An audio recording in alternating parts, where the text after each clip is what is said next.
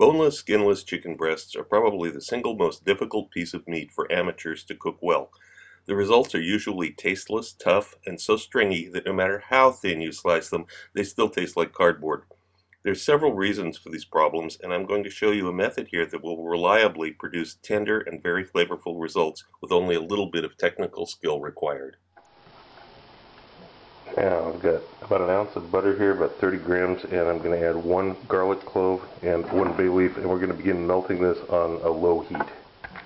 Also, I have standing by this mixture of celery leaves and some other scrap vegetables. I've got carrot, onion, mushrooms, some zucchini in there.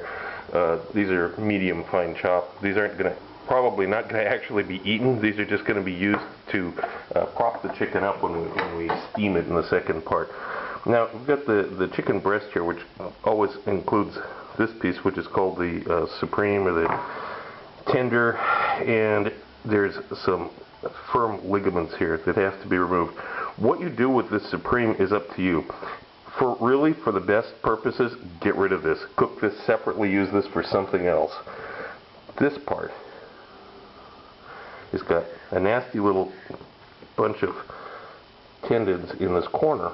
And the simplest way to deal with this, just to get rid of it. You can grind this up for ground chicken later. You can use it for stock. You can, there's lots of things you can do with it. The easiest solution is just to get rid of it. Now we've got this piece left. You notice the problem is that it's thin on one end and thick on the other. That's not going to cook well. So we're going to have to fix this. You spread out some plastic wrap.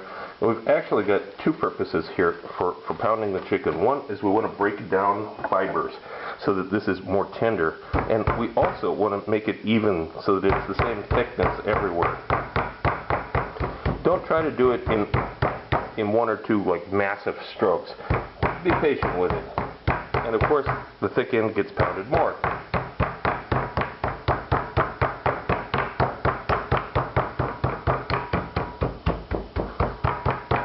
Pound it lighter around the edges, because otherwise you'll drive it out into a paper thin edge that'll just burn.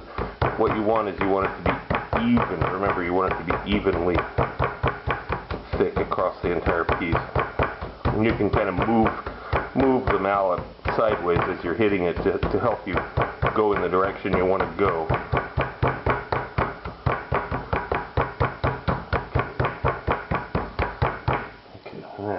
Now we have an evenly sized piece of chicken. I'm going to put a little bit of salt on each side.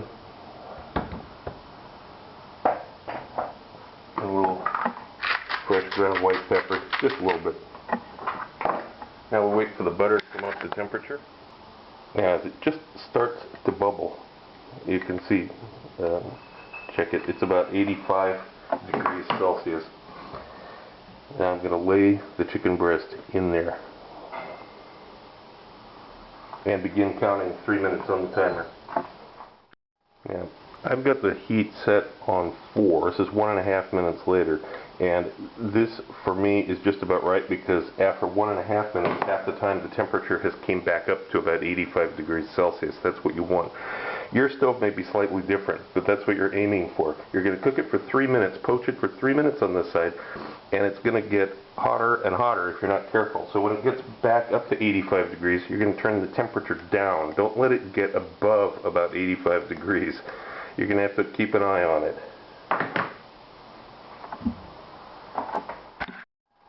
Okay, 3 minutes is up. Been very gently cooked on this side. We're going to turn it over and begin poaching it on the other side.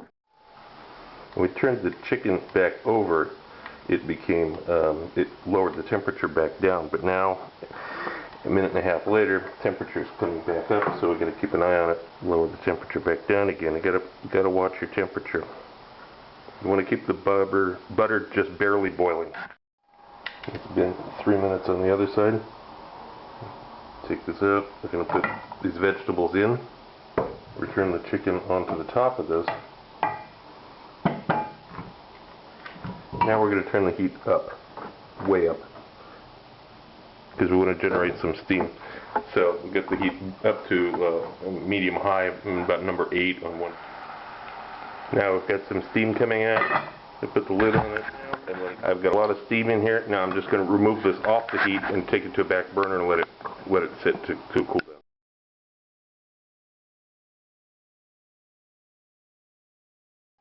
Okay, time is up. Time is up. You remove this to a plate and cool down the rest of the way. These vegetables can be reused. You can do another chicken breast using the same vegetables. You don't have to throw them away. They're good for maybe 4 times. You can reuse them.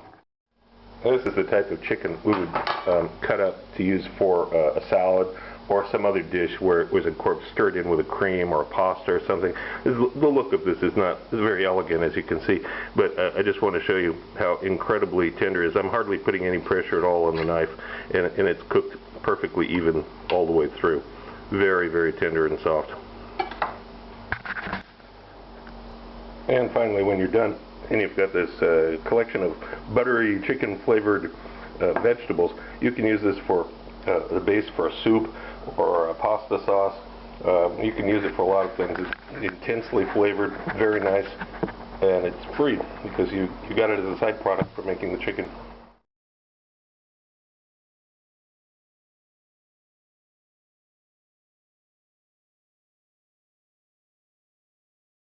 Also look for my cocktail book, Cocktails of the South Pacific and Beyond, Advanced Mixology, available through Amazon online.